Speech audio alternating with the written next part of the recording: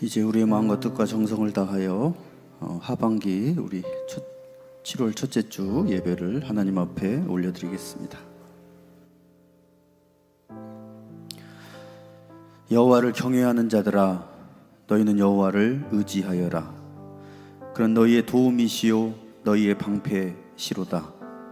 여호와께서 우리를 생각하사 복을 주시되 이스라엘 집에도 복을 주시고 아론의 집에도 복을 주시며 높은 사람이나 낮은 사람을 막론하고 여호와를 경외하는 자들에게 복을 주시리로다. 아멘. 할렐루야. 우리의 예배를 받으시기 합당하신 하나님 아버지, 부족하고 허물이 많은 저희를 택하여 주시고 하나님 자녀 삼아 주시고 십자가의 보혈로 거듭나게 하셔서 구원받은 백성으로 살게 해주시니 진심으로 감사를 드립니다. 하나님의 사랑과 은혜 안에 살았던 우리들이 이 복된 주일에 나와서 예배하오니 우리의 예배를 받아주시고 은혜의 생수를 흡족하게 내려주시옵소서. 마음과 뜻과 정성을 다하여 드리는 이 예배를 기쁘게 받아주시옵소서. 예수 그리스도의 이름으로 기원하옵나이다. 아멘. 우리 다 같이 일어나셔서 찬송가 2장 찬양 성부 성자 성저.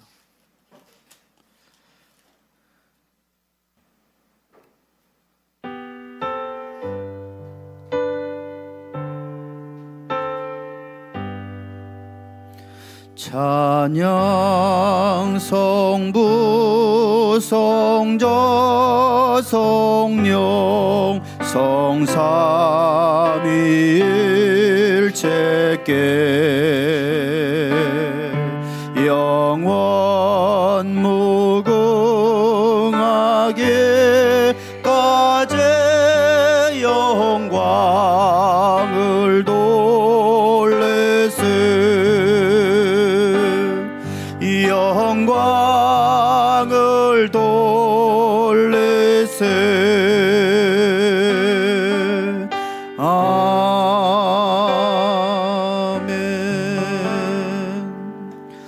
하나님의 말씀 성시교독이 있습니다. 시편 30편의 말씀입니다. 여호와여, 내가 주를 높일 것은 주께서 나를 끌어내사 내 원수로 하여금 나로 말미암아 기뻐하지 못하게 하심이니이다.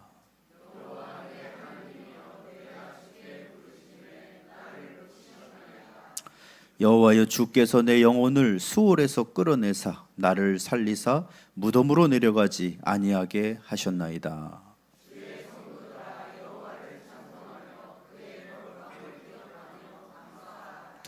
그의 노염은 잠깐이요 그의 은총은 평생이로다.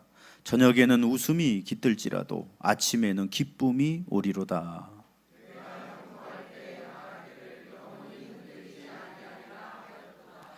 주께서 나의 슬픔이 변하여 내게 춤이 되게 하시며 나의 베옷을 벗기고 기쁨으로 띠우셨나이다.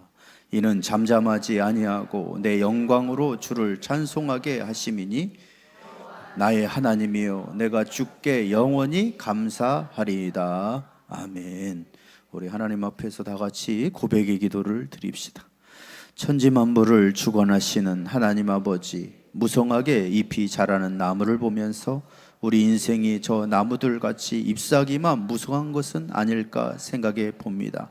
열매가 없는 나무가 농부를 기쁘게 하지 못하는 것과 같이 신앙의 열매를 맺지 못하는 우리의 생활 역시 하나님을 기쁘게 해드리지 못할 것만 같아 두렵습니다. 한 해의 절반이 지나도록 전도의 열매가 없습니다. 선한 행실의 열매도 맺지 못했습니다. 우리 입술의 찬송과 기도의 열매도 찾아볼 수 없고 우리의 중심에는 하나님만 의뢰하는 견고한 신앙의 열매도 여물지 못했습니다. 성령 하나님의 음성에 귀를 기울이지 않으므로 정욕의 열매만 맺고 있는 저희의 모든 죄를 용서해 주옵소서. 예수님의 이름으로 이 고백의 기도를 드립니다. 아멘. 우리 잠깐 침묵하시면서 하나님 앞에 우리의 죄를 자백하는 시간을 갖겠습니다.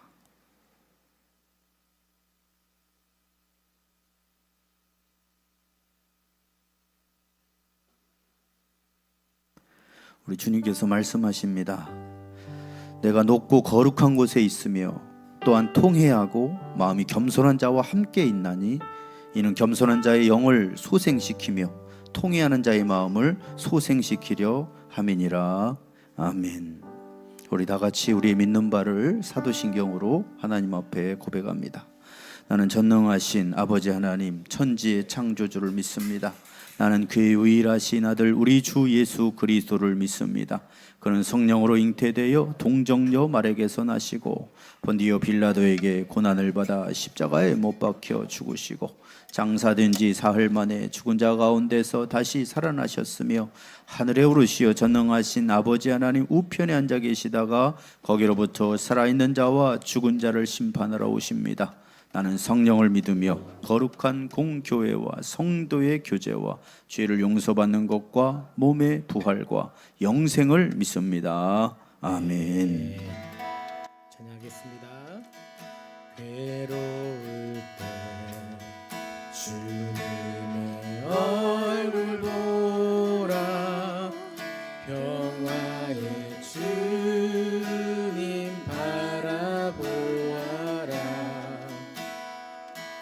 세상에서 시달린 친구들아 위로의 주님 바라보아라 눈을 들어 주를 보라 내 모든 염려 주께 맡겨라 슬플 때에 주님의 얼굴 보라 사랑의 주님 안식 주리라. 다시 한번 노래하겠습니다. 괴로울 때 주님의 얼굴 보라 평화의 주님 바라보아라 세상에서 시달린 친구들아 위로의 주님 바라보아라 눈을 들어 주를 보라 내 모든 염려 주께 맡겨라 슬플 때에 주님의 얼굴 보라 사랑의 주님 안식 주리라. 자 2절 찬양하겠습니다. 힘이 없고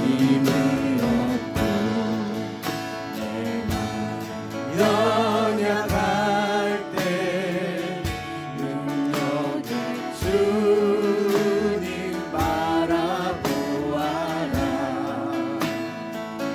주의 이름 모든 자는 힘 주시고 늘 지켜주시니 눈을 들어 주를 보라 내 모든 염려 주께 맡겨라 슬플 때에 주님의 얼굴 보라 사랑의 주님 안식 주리라. 눈을 들어 주를 보라 눈을 들어 주를 보라 내 모든 염려 주께 맡겨라 슬플 때에 주님의 얼굴 보라 사랑의 주님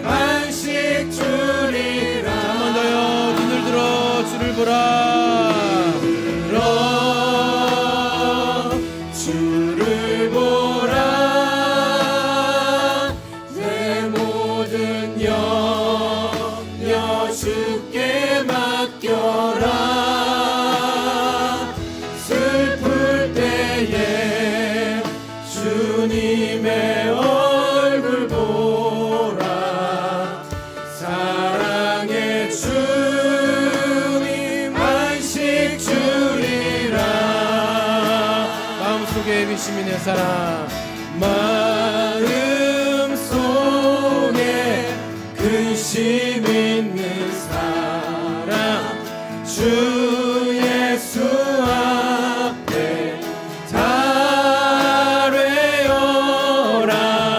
슬픈 마음 있을 때에라도 주 예수께 아뢰라. 주 예수 앞에 주 예수 앞에 달래어라. 주 우리의 친구니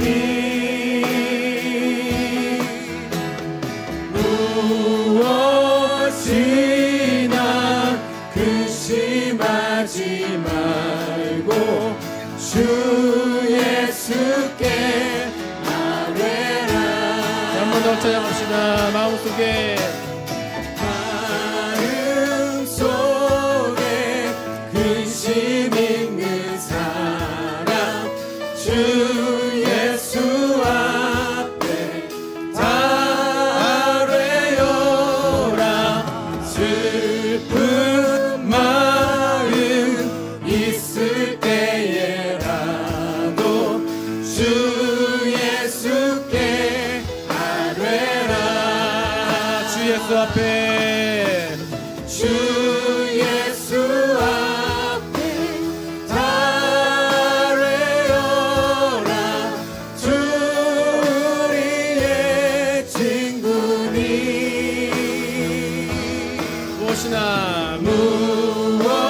무엇이나 근심하지 말고 주 예수께 아뢰라.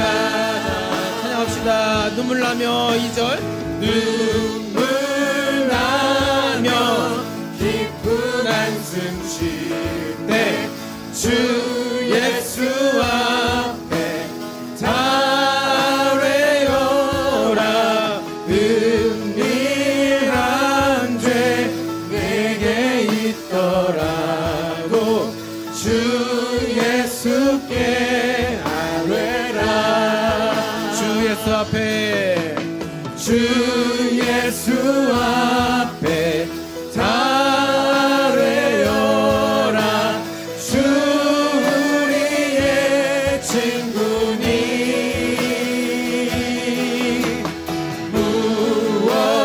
무엇이나 근심하지 말고 주 예수께 아뢰라. 자, 3절입니다. 괴로움과 두려움 있을 때 주 예수 앞에 달래어라. 내일 일을 염려하지 말고 주 예수께 아뢰라. 자, 주 예수 앞에 주 예수 앞에 달래어라. 주 우리의 친구니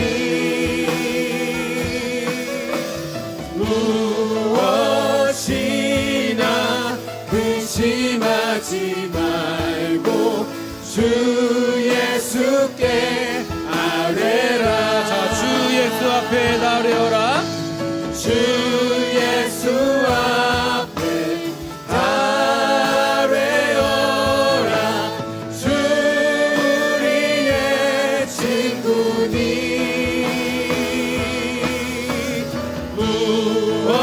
무엇이나 근심하지 말고 주 예수께 아뢰라. 이 시간 우리 함께 기도하겠습니다.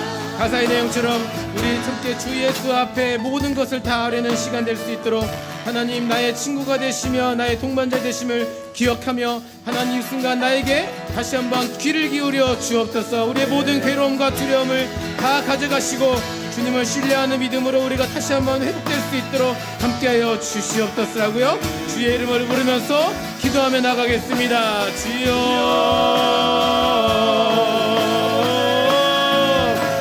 주 예수 앞에 나의 모든 괴로움 다 구하고, 나의 슬픈 마음도, 나의 괴로운 마음도, 나의 모든 나쁜 마음들도 다시 한번 주 앞에 구해서 내 힘으로 되지 아니했던 모든 죄를 끊는 것들과 다시 한번 행실의 모든 것들을 끊지 못했던 모든 것들을 다시 한번 주 앞에서 회복될 수 있는 내가 될 수 있도록 기름 부어 주시옵소서. 하나님, 우리가 주 안에서 다시 한번 주님 그 있는 내가 될 수 있도록 기름 부어 주시옵소서. 여전히 깨우치지 못하는 더럽고 추악한 나의 모습들 속에서 다시 한번 주 안에 은혜로 말미암아서 살아날 수 있도록 기름 부어 주시옵소서. 내 안에는 다시 한번 주님 안에서 살아가신 것 은혜와 사랑이 나에게 주님 필요하오니 주님 나에게 다시 한번 은혜를 주시옵소서.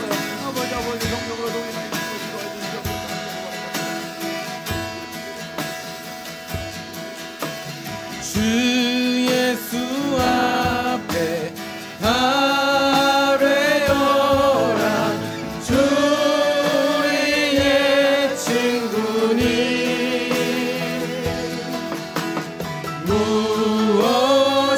무엇이나 근심하지 말고 주 예수께 아뢰라. 할렐루야. 저 바다보다도 더 넓고 저 산과 하늘보다 더 높은 주님의 은혜가 이곳에 가득해. 살아계신 주 나의 하나님, 언제나 넘치는 주의 사랑으로 내 안에 가득히 넘쳐 흐르네. 다시 한번요. 저 바다보다도 더 넓고 저 바다보다도 더 넓고 저 산과 하늘보다 더 높은 주님의 은혜가 이곳에 가득해. 살아계신 주 나의 하나님, 살아계신 주 나의 하나님, 언제나 넘치는 주의 사랑으로 내 가득히 넘쳐 흐르네. 내게 강 같은, 내게 강 같은 평화, 내게 강 같은 평화, 내게 강 같은 평화가 넘치네. 내게 강 같은 평화, 내게 강 같은 평화, 내게 강 같은 평화가 넘치네. 자, 우리 처음부터 다시 한번 불러봅시다. 저 바다보다도 더 넓고 저 산과 하늘보다 더 높은 주님의 은혜가 우리 아버지의 은혜와 사랑을 우리의 모든 호흡을 비춰주시는 그 크고 놀라우신 은혜임을 기억합니다. 나 육신의 아버지와 나 육신의 어머니가 나를 사랑하시니 주의 돌보시는 그 은혜로 말미암아서 내가 새롭게 될 수 있음을 고백합시다. 네, 자, 내게 강 같은 평화, 내게 강 같은 평화, 내게 강 같은 평화가 넘치네. 할렐루야. 하나님, 우리 안에 평강과 은혜가 넘칠 수 있도록 정말 기름을 부어주시옵소서. 한 번 더. 내게 강 같은 평화, 내게 강 같은 평화, 내게 강 같은 평화가 넘치네. 내게 강 같은 평화, 내게 강 같은 평화, 내게 강 같은 평화. 자, 우리 목소리로만 찬양합시다. 내게 강 같은 은혜, 내게 강 같은 은혜, 내게 강 같은 은혜, 내게 강 같은 은혜가 넘치네. 내게 강 같은 은혜, 내게 강 같은 은혜, 은혜와 평강이 우리의 삶을 뒤덮을지어다. 하나님 우리 안에 은혜와 평강으로 다시 한번 충만하게 은혜를 주시옵소서. 자, 내게 강 같은 평화, 내게 강 같은 평화, 내게 강 같은 평화, 강 같은 평화가 넘치네. 할렐루야. 내게 강 같은 평화, 내게 강 같은 평화가 넘치네. 할렐루야. 이 시간 찬양합시다. 하나님이 우리의 모든 음성들을 기울이시고 함께 하시는 것을 의지하면서 평강과 평화로 우리를 이끄신 하나님을 찬양합시다. 할렐루야.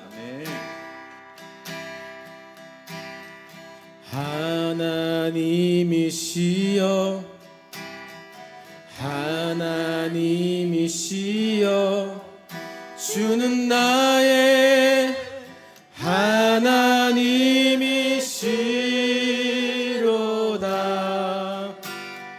나의 몸과 마음 주를 갈망하며 이제 내가 주께 고백하는 말, 여호와는 나의 힘이요, 여호와는 나의 구원이시니 내가 누구를 두려워하리요. 여호와는 생명의 피난처시니 주의 인자가 생명보다 나음으로 내 입술이 여호와를 찬양하리. 내 평생에 주를 찬양하며 주의 이름으로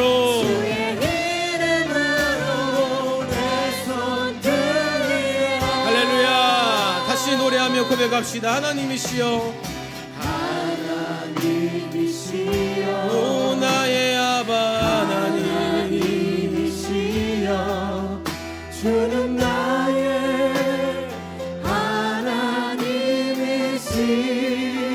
우리 모두 다 각자의 하나님을 만납시다. 나의 몸과 마음 우리의 유추한 곳에 주님 찾아오셔서 내 구겨진 모든 마음을 치료하시옵소서. 내가 영원은 나의 힘이요 방패시고 산성이시라는 말, 여호와는 나의 힘이요, 여호와는 나의 구원이시니 눈을 들어 산을 보아도 나의 도움이 어디서 올꼬. 천지를 지으신 여호와께로다. 그러므로 나는 어떠한 것도 두려워하지 아니하리로다. 네, 주인자가 생명보다 나음으로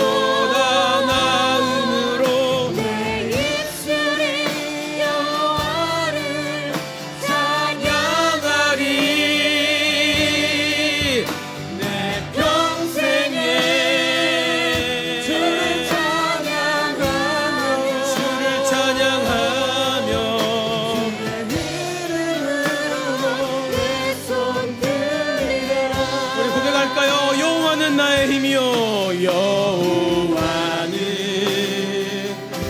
나의 힘이요 여호와는 나의 구원이시로다. 나의 구원이시니 내가 누구를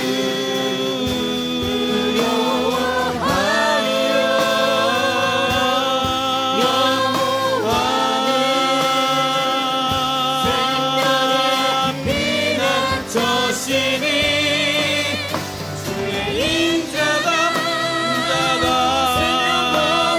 생명보다 나음으로 내 입술이 여호와를 찬양하리. 내 영혼 주 찬양 주를 찬양하며 이름으로 내 손짓. 우리 고백합시다. 주의 인자가 생명보다 나음으로 인자가 생명보다 나음으로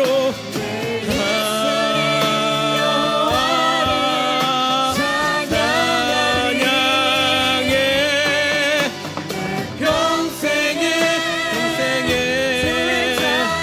주를 찬양하며 내 손 들리라. 이 시간 우리 기도할까요? 기도할 때 때로는 좀 부끄러울 수 있습니다. 손을 들고 혹은 손을 모아서 손을 이렇게 앞으로 내밀어서 기도하는 것 자체가 되게 어색할 수 있지만 여기 가사의 내용처럼 주의 이름으로 내 손을 들리라. 높이 들지 않아도 괜찮습니다. 우리의 마음으로 하나님, 내가 여태까지 알았던 하나님 말고도 때로는 내 의미가 퇴색되어져 버렸던 그 신앙의 모든 그 징수도 다시 한번 회복할 수 있는 내가 될 수 있도록 주님 도와주십시오. 하나님, 주님이 나를 참고 견디시면서 받아주시는 그 인자하심이 나의 생명보다도 아름답고 위대하신 것을 내가 압니다. 내 입술로 다시 한번 주님의 이름을 부릅니다. 주님, 나에게 내 마음의 누추한 곳에 오시고 구겨져 버린 내 마음의 초석 가운데 오셔서 주님, 나를 다시 한번 새롭게 하여 주시옵소서. 같이 주의 이름을 부르며 기도하겠습니다. 주여.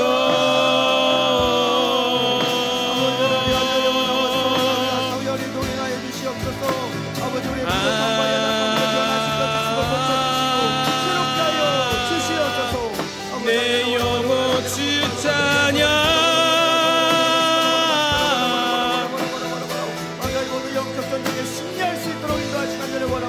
주의 이름으로 내 손을 들리라.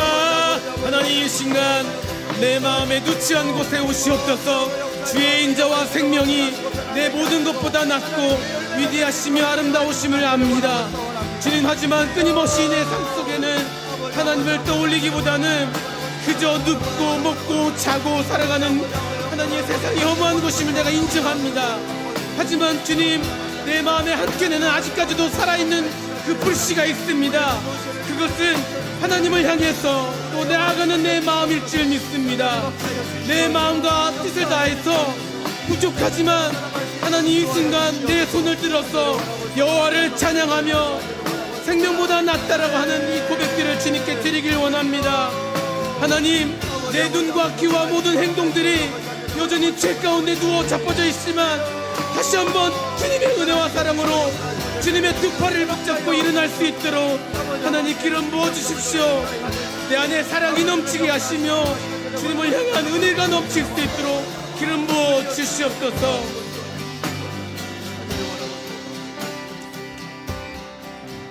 내 평생에 주를 찬양하며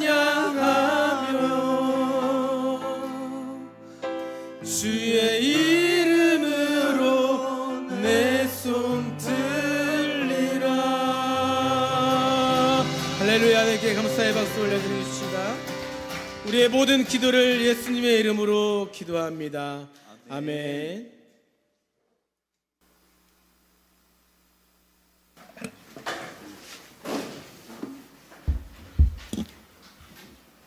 기도드리겠습니다. 사랑이 많으신 하나님 아버지, 하나님께서 저희를 불러주시고 인도해 주셨기에 이 자리에 나와 예배드릴 수 있음을 감사드립니다.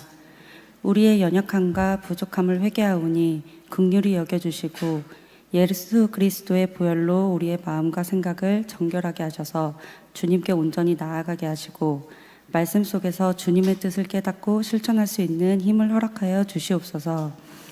우리의 삶이 세상의 더위에 지치지 않고 성령의 생수로 새 힘을 얻어 주님 나라를 위해 헌신하는 삶이 되게 하여 주시옵소서. 오늘 말씀을 전하시는 담임 목사님을 위하여 기도드립니다. 영육간의 강건함을 허락하시고 선포되는 말씀 위에 성령의 기름 부으심이 충만하게 하여 주시옵소서. 말씀이 능력 있게 선포되어 듣는 모든 성도들의 심령을 뒤흔들고 변화시키는 은혜의 시간이 되게 하여 주시옵소서. 전도사님과 모든 교역자들 위에도 같은 은혜를 허락하시고 각자의 맡은 사역 위에 하나님의 충만한 열매가 맺히게 하여 주시옵소서. 주님, 다음 세대를 위하여 기도드립니다. 우리 아이들이 믿음 안에서 굳건히 자라나게 하시고 세상의 유혹과 도전 앞에서도 흔들리지 않는 믿음의 반석 위에 굳게 서게 하여 주시옵소서. 우리의 다음 세대가 겪게 될 어려움과 고난 앞에서도 흔들리지 않게 하시고 오히려 그 과정을 통해 더욱 성숙한 믿음의 사람으로 자라나게 하옵소서. 실패와 좌절의 순간에도 주님의 사랑을 기억하며 다시 일어설 수 있는 용기와 힘을 주시옵고 아무도 보지 않는 곳에서도 정직하고 성실하게 살아가는 지혜를 허락하여 주시옵소서. 찬양으로 주님께 영광 올려드리는 코드시 워십팀을 위해서 기도드립니다. 그들의 목소리와 찬양 위에 기름 부어주셔서 하늘의 문을 여는 찬양이 되게 하시고 듣는 이들의 마음이 녹아지게 하여 주시옵소서. 주님, 우리 십자가 사랑교회가 하나님께서 이 지역에 세우신 주님의 몸된 공동체로서 이 땅에 하나님 나라를 확장하는 거룩한 사명을 잘 감당하게 하여 주시옵소서. 저희 교회가 형식적인 종교 생활에 머무는 교회가 아니라 살아계신 하나님의 사랑과 공의, 은혜와 진리가 교회를 통해 지역사회 곳곳에 흘러가게 하여 주시옵소서. 어려운 이웃을 돌아보는 일에 게을르지 않고 주님의 복음을 담대히 전하며 말뿐 아니라 삶으로 복음을 살아내는 교회가 되게 하여 주시옵소서. 특별히 무더운 여름철에 건강을 잃지 않도록 모든 성도님들을 지켜주시고 육체의 고통과 마음의 아픔 가운데 주님을 간절히 원하는 자들에게 치유의 손길을 허락하시고 위로의 말씀으로 소망을 불어넣어 주시옵소서. 삶의 무게로 지쳐 쓰러진 이들에게 새 힘을 주시고 각자의 삶의 자리에서 주님의 평안을 누리게 하여 주시옵소서. 이 모든 말씀을 우리 주 예수 그리스도의 이름으로 기도드립니다. 아멘.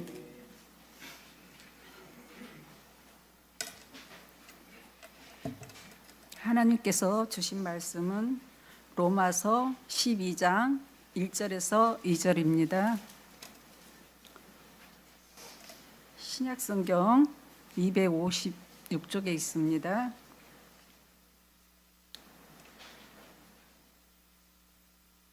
제가 봉독합니다. 그러므로 형제들아, 내가 하나님의 모든 자비하심으로 너희를 권하노니 너희 몸을 하나님이 기뻐하시는 거룩한 산 제물로 드리라. 이는 너희가 드릴 영적 예배니라. 너희는 이 세대를 본받지 말고 오직 마음을 새롭게 함으로 변화를 받아 하나님의 선하시고 기뻐하시고 온전하신 뜻이 무엇인지 분별하도록 하라. 이 말씀은 하나님께서 저에게 주신 말씀입니다. 하나님께 감사합니다. 기도하시겠습니다. 하나님 아버지, 2025년도도 반절이 지나가고 또 새로운 반절이 시작하는 첫 주일입니다. 우리가 하반기도 하나님의 뜻을 따라 살아갈 수 있도록 말씀으로 조명하여 주시고 우리의 마음이 하나님의 말씀을 깊이 깨닫고 깨닫는 것에서 끝나는 것이 아니라 삶으로 살아내므로 우리의 영성이 삶 속에서 열매 맺을 수 있도록 주님 함께하여 주시옵소서.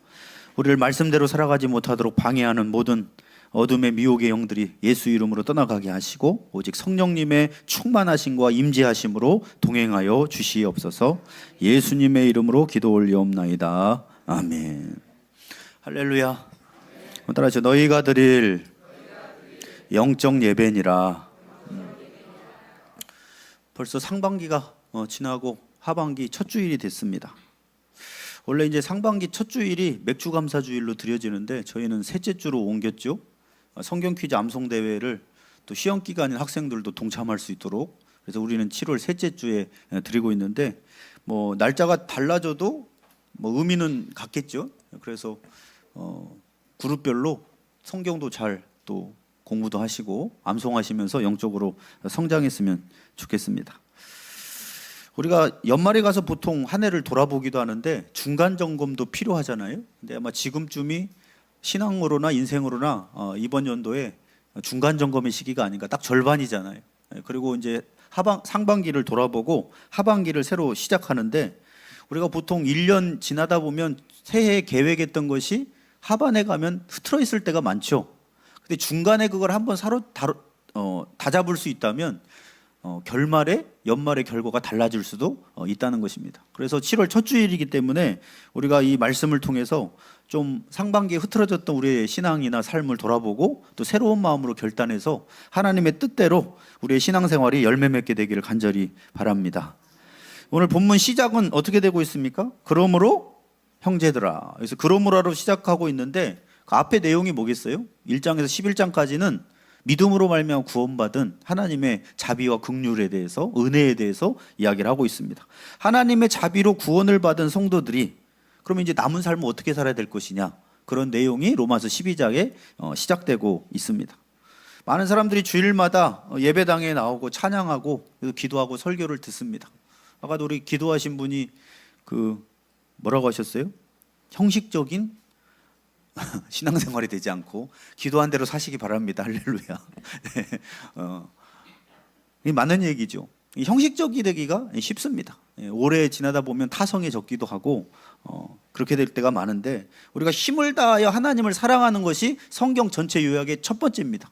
첫 번째 계명이 뭐예요? 네 마음과 뜻과 정성을 다하여 하나님을 사랑하라. 과연 하나님을 그 뜨겁게 사랑하고 있습니까? 이걸 돌아봐야 되겠죠.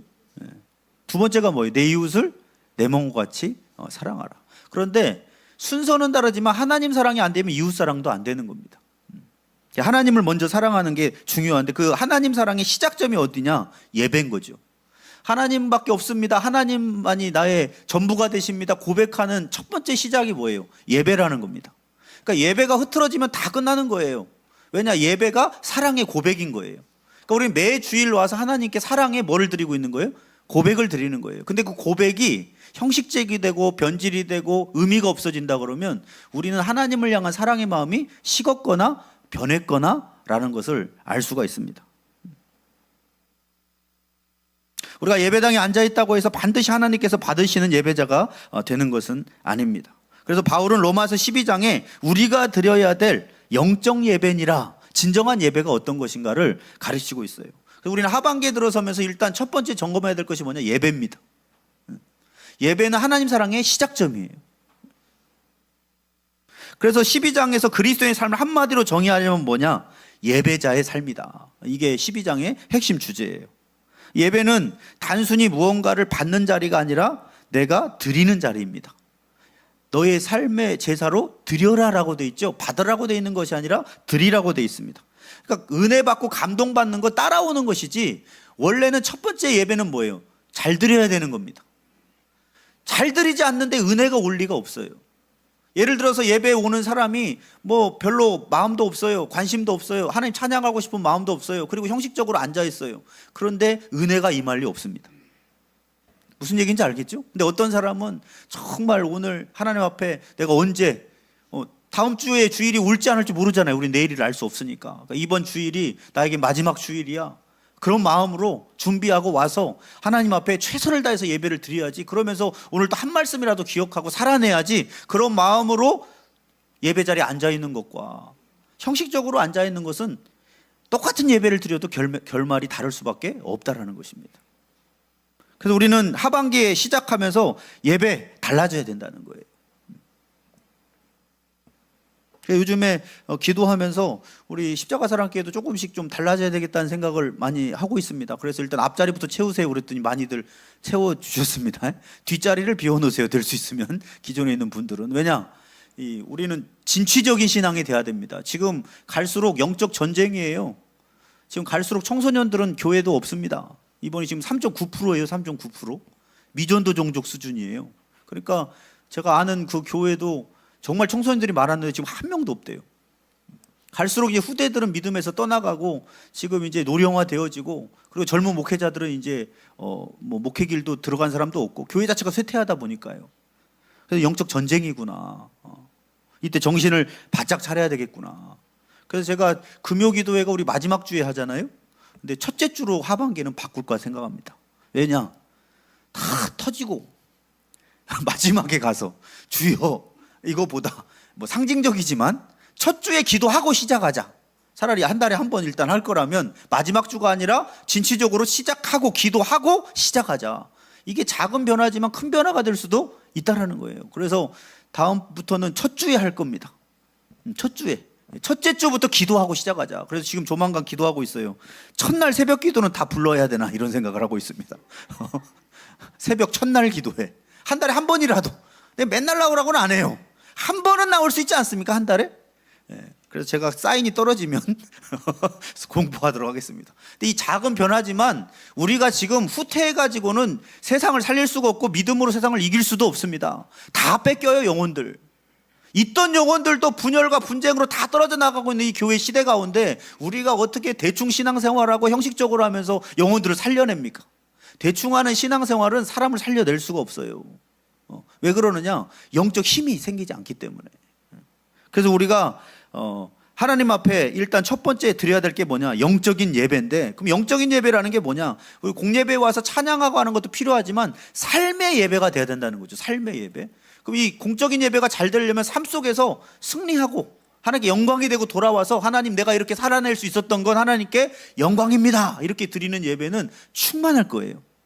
그죠? 근데 한 주간 동안 우리가 죄에 다 쓰러지고 와가지고 올 때 무슨 마음으로 올까요? 그런 교회를 어떤 분들은 목욕탕 교회라고 얘기를 하더라고요. 목욕탕 교회는 뭐예요? 씻으러 오는 거예요. 죄 씻으러 오는 거죠. 한 주간 동안에 다 쓰러지고 막 죄에 더지 더러운 걸 묻혔다가 아유, 주일날 가서 좀 씻어야 되겠다, 주여. 물론 우리가 회개해야 됩니다. 그러나 우리가 연약해서 고의적으로 죄 짓지 않고 주님 앞에 죄성을 인정하면서 자백하는 것과 우리가 넘어지고 쓰러져서 탁을 목욕탕처럼 와서 씻고 가는 거하고는 다르다는 거예요. 그래서 바울은 오늘 예배하는 방법만을 말하는 것이 아니라 우리의 존재의 방향, 이제 어떻게 살 것이냐, 예수 믿은 구원받은 사람들은, 그리고 우리의 중심을 어떻게 살아야 될 것이냐 변화시키는 혁명적인 말씀으로 시작을 하고 있습니다.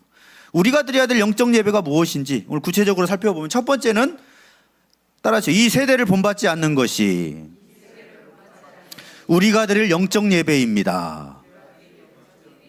자, 1절에 보면 어떻게 되어 있어요? 그러므로 형제들아, 내가 하나님의 모든 자비하심으로 은혜로 너희를 권하노니 너희 몸이라는 게 뭐예요? 우리 몸을 드리는 건데 우리의 삶을 드리는 거죠. 우리의 삶을 하나님이 기뻐하시는 거룩한 살아있는 제물. 원래 제물이라는 건 짐승을 죽여서 드리는 거잖아요. 그런데 살아있는 제물은 뭐예요? 우리의 삶 자체가 살아있는 제물이 될 수 있도록, 하나님이 기뻐 받으실 만한 삶이 될 수 있도록 드리는 것이 진정한 영적 예배라는 거예요. 근데 그 영적 예배는 어떻게 드리냐? 첫 번째가 이 세대를 본받지 않는 거라는 것입니다. 그럼 이 세대를 본받지 않는다는 것은 헬라어로 이런 뜻이에요. 겉모양을 따라가다. 한번 따라서 겉모양을 따라가다. 외형에 동화되다. 그러면 이 세대를 본받지만 말고 원어적으로 보면 세상에 나가서 하나님을 믿지 않고 죄악의 길로 걸어가는 그런 겉모양을 뭐 하는 거예요? 따라가는 것이 이 세대를 본받는 거라는 거죠. 그 외형에 동화되는 것. 이스라엘 백성들이 가나안 땅에 들어가서 우상 숭배와 각종 죄악들을 본받으면서 타락해서 나라가 망한 것처럼 그런 거에 동화되지 말라는 것입니다. 하나님의 자녀가 세상의 가치와 문화, 사고방식을 따라가는 것을 경고하는 말씀이에요. 이 세대는 하나님을 떠난 세대인데 자기밖에 모르는 자기 중심적인 시대입니다. 물질을 숭배하고 쾌락을 쫓고 진리보다 감정을 더 우선시합니다. 그래서 내 감정이 상하면 보이는 것이 없어요. 다른 사람도 어떻게 합니까? 살인할 정도로. 이 시대의 흐름은 언제나 하나님의 말씀과 반대 방향으로 흘러갑니다.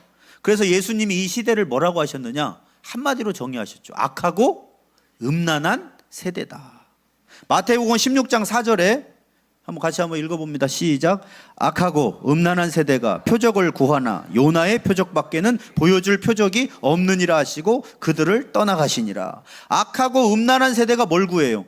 표적을 구해요. 왜 표적을 예수님께 자꾸 기적을 보여주면 믿을게요? 왜 그러느냐? 안 믿으려고 작정했기 때문입니다. 이미 충분히 주님이 병자도 살리시고 죽은 자도 일으키시고 엄청난 기적을 행하셨어요. 그런데 계속 표적 달라는 거예요. 하나님 응답해 주시면 믿을게요. 보여주시면 믿을게요. 근데 더 이상 보여줄 게 없다는 거예요. 왜냐? 이미 마음이 다쳐서 안 믿을 작정을 했기 때문에 홍해를 갈라도 안 믿어요. 그렇잖아요. 홍해를 갈라도 원망하고 불평하는 게 우리 세대 아닙니까? 그래서 요나의 표적밖에는 보여줄 것이 없다 하고 그들을 떠나버리셨어요. 요나의 표적이 뭡니까?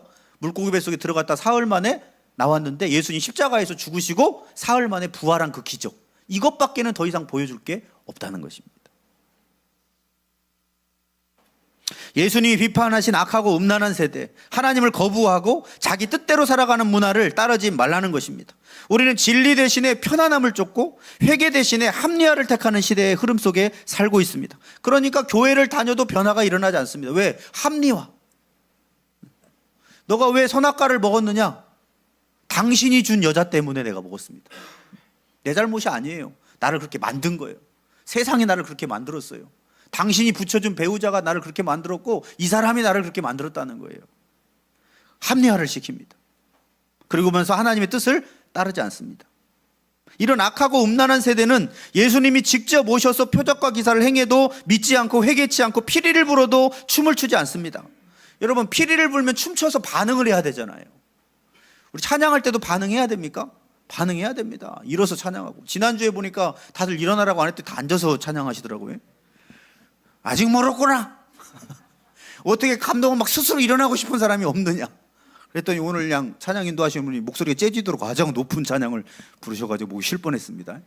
근데 목이 쉼과 동시에 막 주님을 만나는 것 같아. 그죠? 주의 이름으로 할 때. 예. 근데 사실은 우리가 막 열정적으로 찬양해야 돼요. 왜냐하면 하나님 앞에 영광 돌리는 거 아닙니까? 저는 가끔 아이돌들 보면은 참 주님보다 더 영광 받는다는 생각이 들어요. 아이들 콘서트 보십시오. 어떻게 합니까? 가서 그냥 사람이잖아요. 난리잖아요. 막 난리 막. 근데 그 아이돌이 영광 받는 거하고 하나님이 영광 받는 거하고 제가 봤을 때는 뭐가 더 영광적인 것 같습니까? 그게 더 영광 돌려야 되잖아요. 근데 거기에 한참 못 미칠 때가 많이 있는 것 같아요. 그래서 하반기 때에는 변화가 돼야 된다. 우리가 어디에 열광해야 되는 거예요? 주님이 피리를 부시면 춤을 추는 거예요. 다윗처럼 춤을 추면서 막 이렇게, 그죠? 전심으로 주께 영광 돌리고, 그죠? 근데 미갈이 그거 비웃다가 평생 아기를 못 가진 거 아닙니까? 주님의 저주를 받아가지고. 그러니까 예배라는 건 굉장히 중요한 거예요. 하나님이 우리가 살아가면서 얻을 수 있는 거, 입을 수 있는 거, 먹을 수 있는 거, 생육하고 번성하는 거 다 누가 주시는 겁니까? 하나님이 주시는 거예요. 하나님을 거부하고 자기 뜻대로 살아가는 세속적인 문화와 가치관을 따르지 않는 것이 우리가 드려야 될 영적인 예배라는 거예요. 그럼 이 세대는 어떤 세대냐? 하나님과 재물을 동시에 섬기도록 유혹하는 세대입니다. 그러나 마태복음 6장 24절에 보면 한 사람이 두 주인을 섬기지 못할 것이니 혹 이를 미워하고 저를 사랑하거나 혹 이를 중히 여기고 저를 경히 여김이라. 너희가 따라서 하나님과 재물을 겸하여 섬기지 못하느니라. 재물이 필요 없다는 것이 아니에요. 재물 때문에 하나님을 섬기는데 지장이 생겨서는 안 된다는 거예요. 요한일서 2장에는 세상과 하나님을 동시에 섬길 수 없다고 돼 있죠. 15절에 17절에 이 세상이나 세상에 있는 것들을 사랑하지 말라. 하지 말라가 아니에요. 사랑하지 말라는 거예요. 누구든지 세상을 사랑하면 아버지의 사랑이 그 안에 있지 아니하니 이는 세상에 있는 모든 것이 육신의 정욕, 안목의 정욕, 이생의 자랑이니 다 아버지께로 온 것이 아니요 세상으로부터 온 것이라. 세상도 그 정욕도 따라서 다 지나가되 다 지나갑니다. 우리가 남는 건 오직 하나님의 뜻을 행하는 자는 영원히 거하느니라. 우리가 세상을 너무 사랑하잖아요. 그러면 예배도 싫어집니다. 예배 오기 싫어져요. 왜냐? 하고 싶은 게 너무 많은데 세상적인 재미에 너무 빠지잖아요. 그러면 주일날에 굳이 와야 됩니까? 그 시간에 뭐 하면 돼요? 재밌는 거 하면 되지. 육신의 나태함에 빠지잖아요. 그러면 그냥 쉬는 게 낫지. 집에서 그냥 잠이나 더 자지. 그렇잖아요. 근데 야고보서 4장 4절에 보면 그래서 이런 얘기를 주님이 하셨어요. 가늠한 여인들아, 세상과 벗된 것이 하나님과 원수됨을 알지 못하느냐. 그런즉 누구든지 세상과 벗이 되고자 하는 자는 스스로 하나님과 원수되는 것이니라. 우리는 세상을 살고 세상에 있는 문화를 누릴 수 있어요. 그러나 그것이 나의 신앙생활이나 하나님을 섬기는 것에 지장이 될 정도로 빠져서 사는 거, 그건 절대 주님이 기뻐하시는 일이 아니라는 겁니다. 그런 삶은 영적 예배가 아니에요. 세상에는 보이는 것과 보이지 않는 것이 있는데 성경에서는 보이지 않는 게 더 중요하다고 말씀하십니다. 왜 보이지 않는 게 중요합니까? 고린도후서 4장 18절, 우리가 주목하는 것은 보이는 것이 아니요 보이지 않는 것이니 보이는 것은 따라하시죠, 잠깐이요 보이지 않는 것은 어떻습니까? 영원함이라. 우리가 주목해야 될 것은 보이는 세상이 아니라 보이지 않는 거예요. 보이는 세상은 잠깐 있다 사라질 겁니다. 그러나 보이지 않는 것은 영원하다라는 거예요. 특히 보이지 않는 것들 중에 가장 주목해야 될 것은 하나님이죠. 디모데전서 6장 15절 16절에 보면 기약이 이르면 하나님이 그의 나타나심을 보이시리라. 하나님은 복되시고 유일하신 주권자이시며 만왕의 왕이시요 만주의 주시요 오직 그에게만 죽지 아니함이 있고 가까이 하지 못할 빛에 거하시고 어떤 사람도 보지 못하였고 또 볼 수 없는 이시니. 우리는 누구를 섬깁니까? 볼 수 없는 하나님을 섬기고 있어요. 그에게 존귀와 영광과 권능을 돌릴지어다. 아멘. 근데 세상은 자꾸 보이는 것에 영광을 돌리도록 유혹한다는 거예요. 마귀는 자꾸 우리에게 보이는 것이 더 중요하다고 추구하게 만들어요. 멸망할 세상과 함께 지옥에 멸망할 자신과 함께 마귀는 자신과 함께 마귀에 들어갈 사람들을 계속해서 모으고 있습니다. 세상에 빠져서 허우적대기를 원하고 마귀는 유혹한다는 거예요. 그래서 최초의 인간 하와도 다 뺏긴 거 아닙니까? 마귀가 뱀에게 들어가서 어떻게 했어요? 선악을 알게 하는 나무를 먹도록, 보이는 선악과를 먹도록 유혹해서 결국 보이지 않는 영생을 잃어버렸습니다. 가룟 유다한테는 뭐가 보이겠어요? 예수님의 제자임에도 예수님이 보이는 게 아니라 예수님의 돈꾀, 헌금함에 있는 돈이 보이기 시작했어요. 그러더니 나중에 예수를 팔려는 생각을 넣음으로 예수님도 팔아넘겨버렸어요. 그래서 하나님과 재물을 동시에 섬길 수가 없는 것입니다. 이 마귀라는, 죄송합니다, 놈이라고 할게요. 이 마귀라고 하는 놈은 나쁜 놈이니까 괜찮습니다. 이 마귀라고 하는 놈은 보이지는 않지만 타락한 천사죠. 예수님도 시험했죠. 마태복음 4장 8절에서 11절에 보면 마귀가 또 그를 데리고 지극히 높은 산으로 가서 천하 만국과 그 영광을 보여. 뭘 보여줍니까? 우리가 살고 있는 이 선하 만국의 모든 세상을 보여주는 거예요.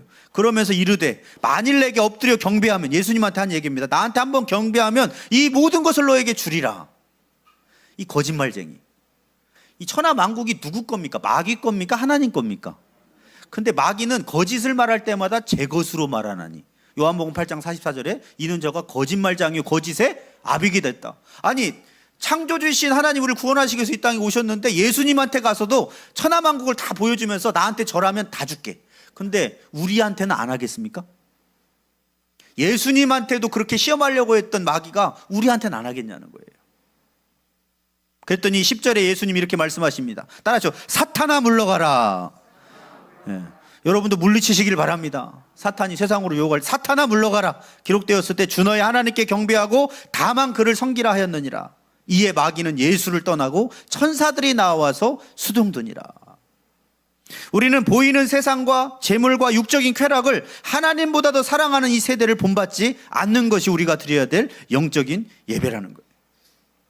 예수 믿는 사람들은 모든 것이 가하지만 모든 것이 유익하지 않다는 것을 기억해야 됩니다. 고린도전서 10장 21절에서 24절에 보면 너희가 주의 잔과 귀신의 잔을 겸하여 마시지 못하고 주의 식탁과 귀신의 식탁에 겸하여 참여하지 못하리라. 그러면 우리가 주를 노여워하시게 하겠느냐? 우리가 주보다 강한 자냐? 모든 것이 가하나 모든 것이 유익한 것은 아니요.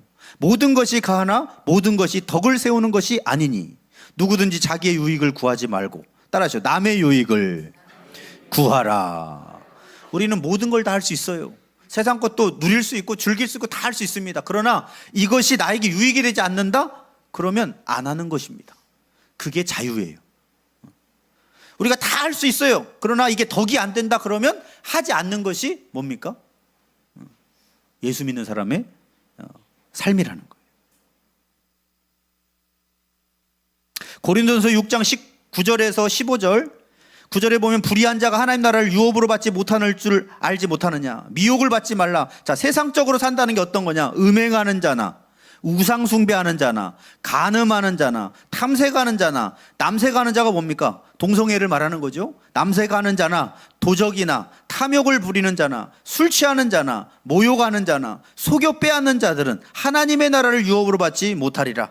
너희 중에 이와 같은 자들이 있더니 원래 이런 사람도 있었다는 겁니다. 그러나 주 예수 그리스도의 이름과 우리 하나님의 성령 안에서 따라하죠. 씻음과 거룩함과 의롭다 하심을 받았느니라.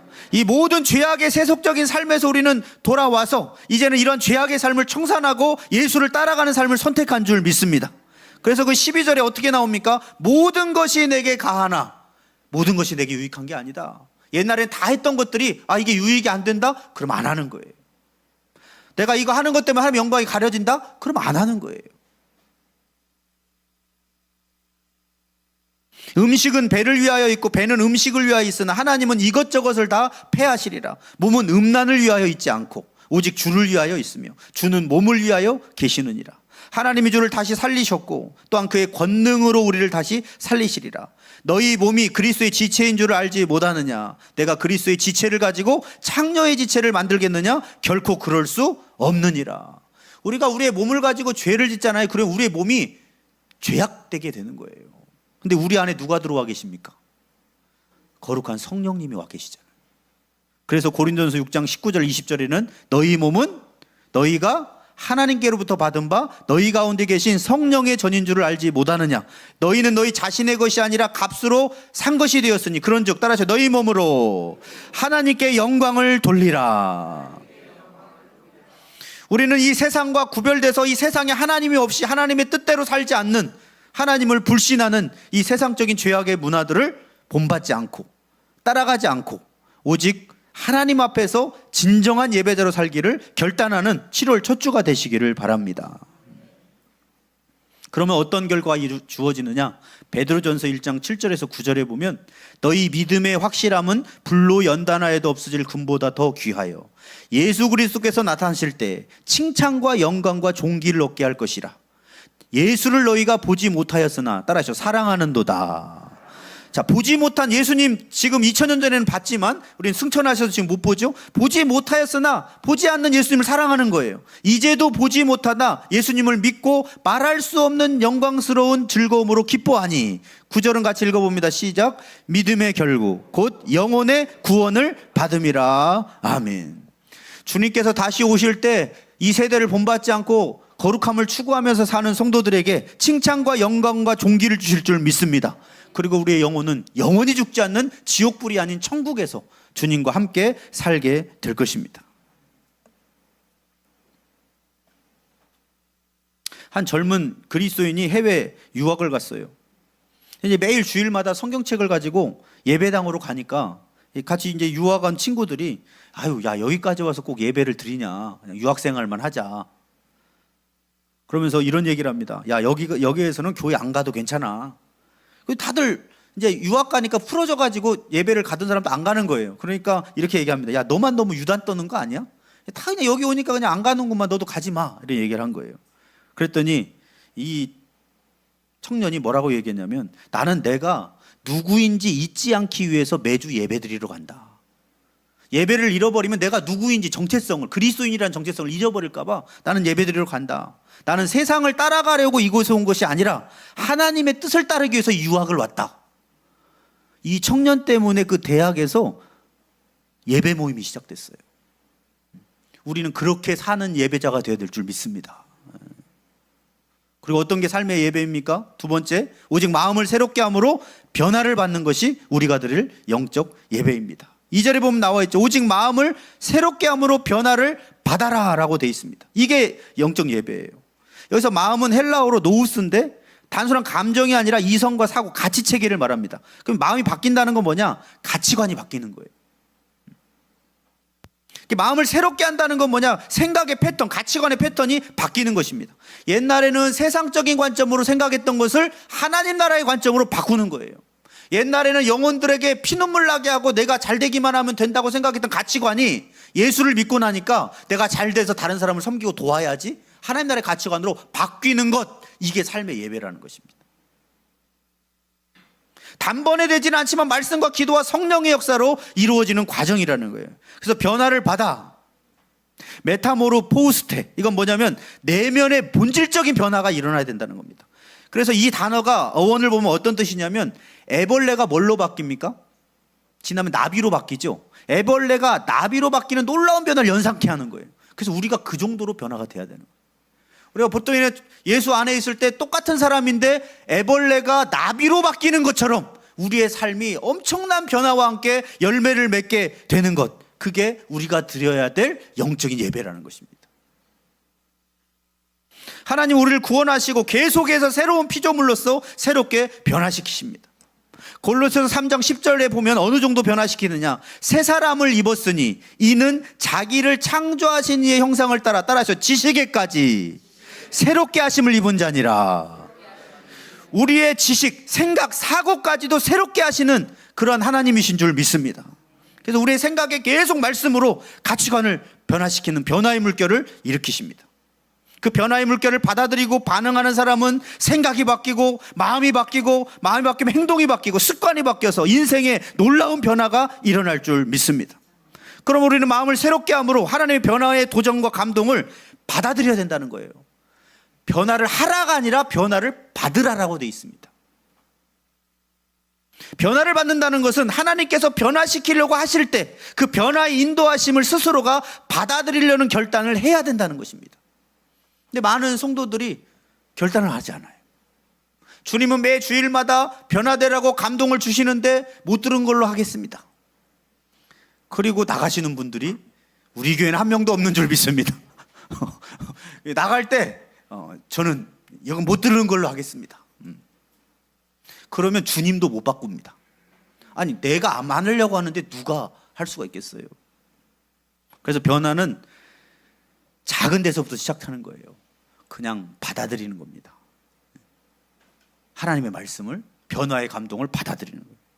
여러분, 이게 큰 변화가 아니어도 1도만 바뀌어도 엄청난 변화입니다. 그죠?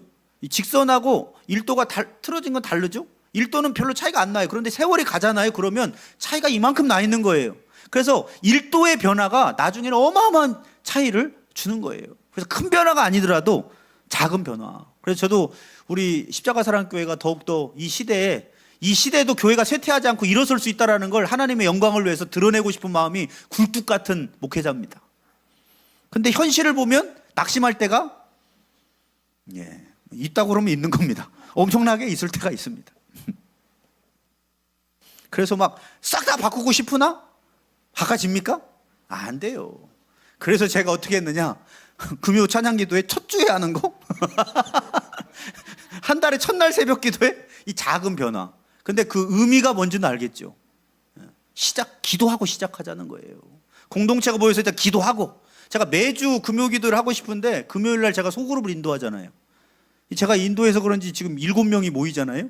이제 모인 지 얼마 안 됐는데 제가 금요 기도하면 또 날짜가 바뀌면 못 모일 분들도 있고 해가지고 제가 고민 중입니다. 그래서 어쨌든 작은 변화라도 하자. 첫 주에 모이자, 첫 주.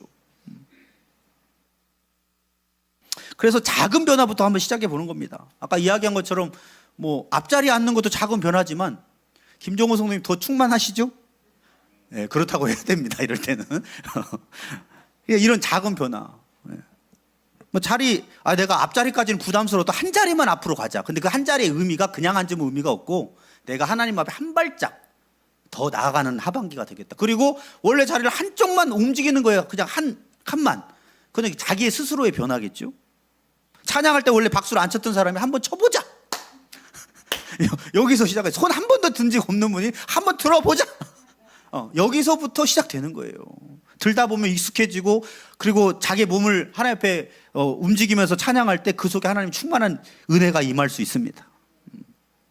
작은 변화가 쌓이면 큰 변화를 만들어내는 거고, 그 작은 결단이 쌓이고 지속적으로 변화를 이루다 보면 큰 결단의 변화가 또 그런 기회가 찾아오게 될 줄 믿습니다. 그래서 변화를 받아라. 이번 한 주간 동안에 또 이번 하반기 동안에 변화를 받아들이십시오. 주님은 우리를 새롭게 변화시켜 가실 것입니다. 그때마다 그 변화를 큰 변화가 아니더라도 그래 작은 변화 한번 해보자.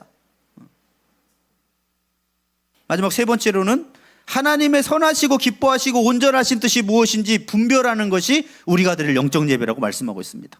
자, 오늘 2절에도 그렇게 말씀하고 있죠. 하나님의 선하시고 기뻐하시고 온전하신 뜻이 무엇인지 따라하시오. 분별하도록 하라. 여기서 하나님의 뜻은 단지 머리로 하는 지식이 아니라 실천과 순종을 요구하는 그런 방향인 거예요. 뜻을 왜 알려고 합니까? 살아내기 위해서. 그죠? 그래서 분별한다. 헬라어로 도키마제인인데 이것은 검증하고 적용하며 식별하는 능력이에요. 그러니까 이 말씀을 하나님의 뜻을 알기 위해서 검증해보고 적용시켜서 내가 그것이 하나님 뜻인지 아닌지를 식별해내는 겁니다. 이건 철저히 행동하면서 분별이 되는 거예요. 어떤 분들은 기도만 합니다. 하나님 이게 하나님 뜻입니까 아닙니까? 사인이 언제까지들 삥 해라, 주님이 가라, 사라 이렇게 하시겠어요? 해봐야 되는 겁니다. 어떤 사람이 집을 삽니다. 주님 어떤 집을 사야 될까요? 띠리리리리링 주님이 하다가 어느 날 기도하는데 어디 아파트를 사거라. 물론 그렇게 하실 수도 있으나 부동산 가봐야 될 거 아닙니까? 부동산 기도하면서 맞아요 안 맞아요? 부동산을 가면서 주님 이 집입니까 저 집입니까 움직이면서 해야지. 그냥 가만히 집에만 있으면서 주여 가장 좋은 집을 주시옵소서 그리고 그냥 기도만 하고 있는 거 그거 분별력 없는 거예요. 기도하면서 어떻게 해야 됩니까? 충분히 기도하고 찾아가야죠. 찾아가다가 그래서 적용하고 뭐 하는 거예요? 실천하면서 검증하면서 식별해내는 거. 아 이게 하나님 뜻이 맞구나. 하나님이 이걸 하라고 하는구나. 이걸 액션으로 움직이면서 분별해내는 것이 하나님의 뜻으로 행동하는 겁니다. 우리의 삶의 예배가 되려면 하나님의 뜻을 알고 믿고 따르는 실천이 중요하다는 거예요. 그래서 하나님은 하나님의 뜻을 세 가지로 묘사했는데 선한 뜻이라고 그랬죠. 이건 원어로 보면 도덕적이고 본질적으로 선한 뜻입니다. 하나님의 뜻이 맞다면 선하고 도덕적인 거예요. 근데 하나님 뜻이라고 하는데 죄를 행한다? 이건 하나님 뜻이 아닌 겁니다. 두 번째는 기뻐하시는 것. 이건 원어로 보면 하나님이 받으실 만한 뜻이라는 말이고 온전한 것은 부족함이 없는 완전한 뜻. 이 하나님의 뜻, 이 선하시고 완전하시고 받으실 만한 하나님의 뜻을 우리가 검증하고 적용하고 살아내면서 식별해내는 것이 삶의 예배라는 겁니다. 요즘에 제가 읽고 있는 책이 카일 아이들먼이 쓴 팬인가 제자인가라는 책인데 예전에 사놨다가 왠지 그 책이 눈에 들어와가지고 한 반절 이상 읽었는데 이 보니까 거기에 왔던 가장 큰 중요했던 와닿던 내용이 팬하고 제자의 차이에 대해서 기록을 해놨습니다. 이 팬은 뭐냐면 팬은 열광해요. 우리 아이들한테도 열광하죠. 열광하고 또 온다고 하면 막 모이고 그리고 막 좋아합니다. 근데 중요한 건 뭐냐? 그 사람하고 인격적인 관계를 갖지는 못해요. 여러분 아이돌 우리가 팬이지만 아이돌하고 인격적으로 압니까? 그 사람들의 무대의 화려함이나 영상에서 보이는 것만 알지 실제적인 인격을 맺으면서 그 사람이 사는 삶을 따라가거나 하지 않죠. 팬은 뭐냐? 이런 게 팬이라는 거예요. 교회 안에서도 주님과 인격적인 교제가 아니라 팬심으로 있을 수 있어요. 주님이 어떤 분인가? 아, 주님 오늘 여기에 오신대. 어디 오시는지도 알고 주님이 어떤 일을 했는가도 머리로 들을 수 있어요. 그러나 인격적으로 주님과 교제하면서 그분의 뜻을 알게 되고 실천하는 경험적인 신앙을 갖지 못한다는 거예요. 그러니까 이런 신앙은 열광적일 수는 있는데 주님의 뜻하고 벗어납니다. 옛날 회개하지 않은 사울 같죠. 사울이 예전에 열심히 특심이어서 예수 믿는 사람 다 잡으러 다녔죠. 그런데 그건 팬심이었죠. 그는 예수님 인격적으로 못 만났어요. 그러나 제자는 예수님의 화려한 기적이나 겉모습을 쫓는 것이 아니라 그분의 인격과 그분이 어떤 분이신지 그 본질, 그 자체를 경험적으로 알기를 원하고 그분과 친밀한 인격적인 관계를 맺다가 그분의 뜻을 알게 되고 그분의 삶까지도 그분의 뜻까지도 분별해서 따라가는 삶, 그런 사람의 삶이 예수의 제자라는 거예요.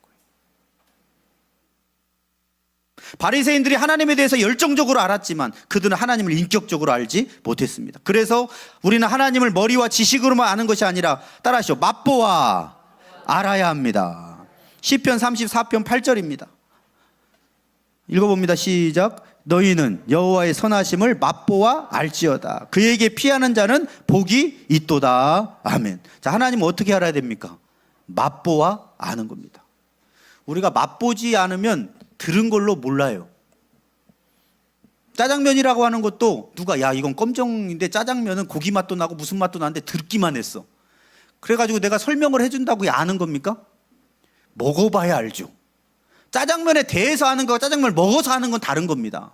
하나님에 대해서 들어서 아는 것과 내가 직접 경험한 하나님은 다르다라는 거예요. 근데 하나님은 어떻게 알아가는 것이냐? 맛보아 아는 것인데, 이 맛보아 아는 것은 하나님의 뜻을 분별해서 살아내면서 주님과의 말씀이 진짜였구나, 또 그 말씀대로 살아갈 때 하나님이 어떻게 역사하시는 경험하면서, 그러면서 주님과 더 가까워지고 알아가는 것.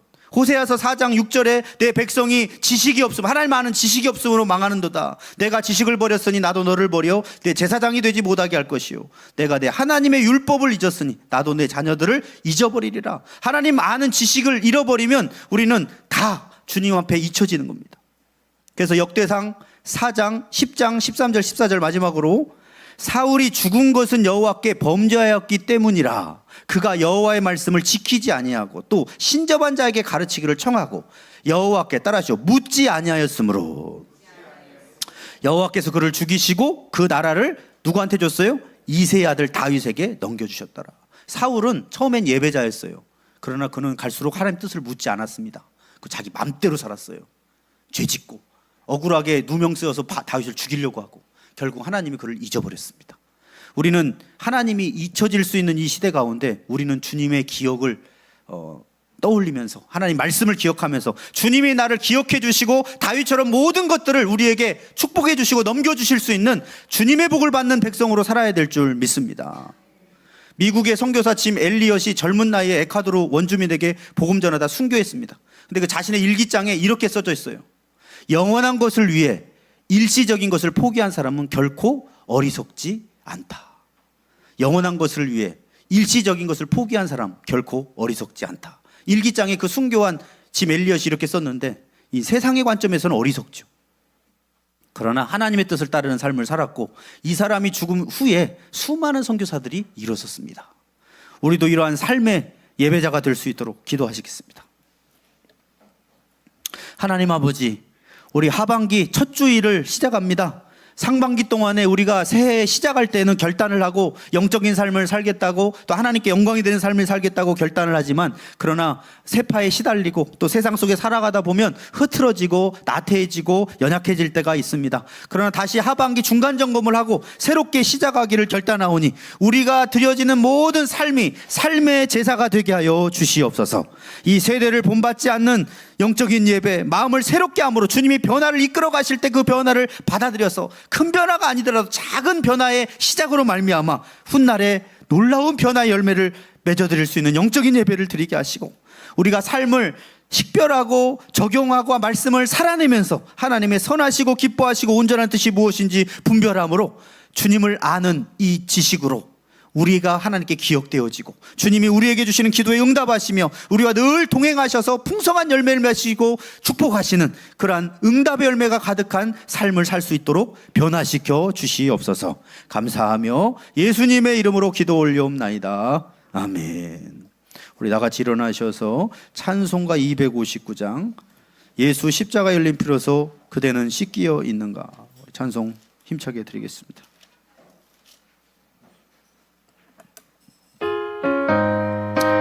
박수 치면서 들으시죠? 빠르게 하겠습니다.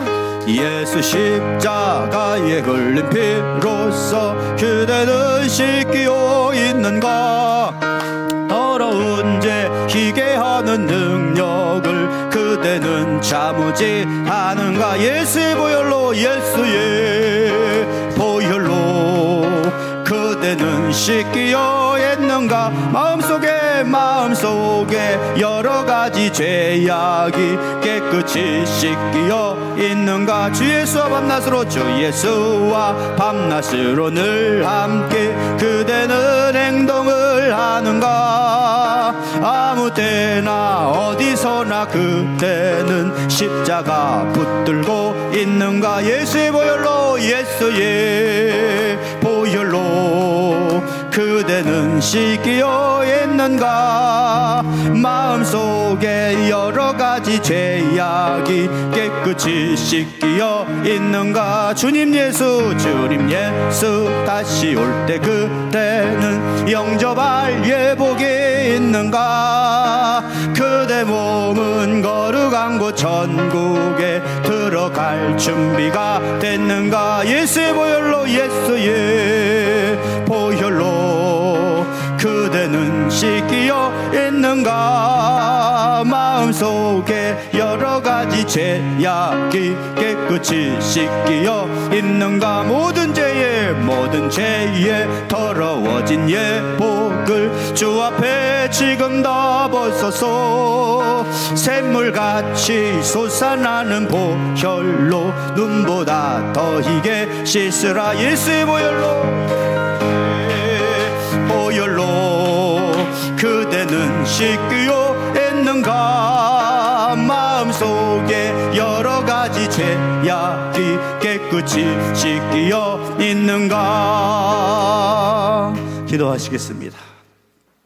하나님 아버지, 오늘도 7월 첫 주일에 하나님의 말씀을 바라보면서 우리의 삶이 예수 안에서 정말 변화의 삶이 되어지고 있는지 돌아보면서 다시 한번 작은 결단을 하여 하반기를 주님의 뜻대로 하나님의 영광이 되는 인생으로 살기를 결단하오니 우리를 인도하시고 변화시켜 주시옵소서. 주님의 은혜에 감사하여서 여러 가지 예물 하나님 앞에 드렸습니다. 하나님의 것이오니 하나님의 뜻대로 잘 사용하여 주셔서 드린 것들마다 복이 되게 하시고, 또 드리고 싶어도 드릴 수 없는 손길들이 있다면 주님 필요한 것들을 다 풍성히 채워주셔서 드릴 수 있는 은혜를 내려 주시옵소서. 또한 이 물질이 하나님의 뜻을 따라 사용되어질 때 사용되어지는 곳마다 선교의 역사와 복음의 역사와 또한 구원받는 역사와 또 영혼들이 위로를 받고 세워지는 역사가 일어나게 하여 주셔서 하나님의 영광이 되는 예물 되게 하여 주옵소서. 감사하며 예수님의 이름으로 기도 올려옵나이다. 아멘. 우리 오른손 들고 파송의 결단 외치겠습니다. 나는 하나님의 성품을 닮은 그리스도의 향기 나는 제자가 되겠습니다. 나는 하나님을 사랑하고 내 이웃을 내 몸과 같이 사랑하겠습니다. 나는 오직 하나님의 영광을 위하여 살겠습니다. 주여 나를 성령이 충만한 그리스도의 증인이 되게 하옵소서. 아멘, 아멘, 아멘.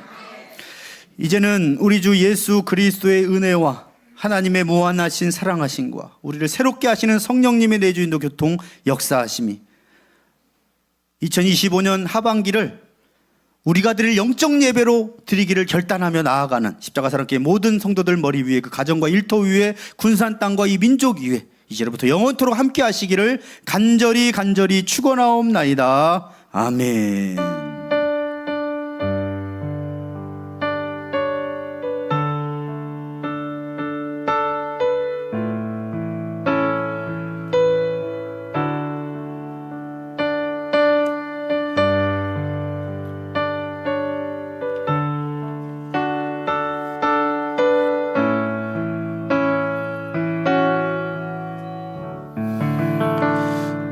제가 오늘은 첫 주 광고는 제가 하도록 하겠습니다. 십자가 사랑교회 오신 모든 분들을 환영하고 옆 사람과 인사하시죠. 영혼이 잘된 같이 범사가 잘되고 강건하기를 축복합니다. 인사하겠습니다. 예배 후에는 식사가 준비되어 있고요. 섬겨주신 분들에게 감사드리고 즐거운 사랑의 교제 나누시기를 바라고요. 식사 후에는 오후 1시 30분에 부서별 오후 예배가 있습니다. 그리고 7월 20일 맥주감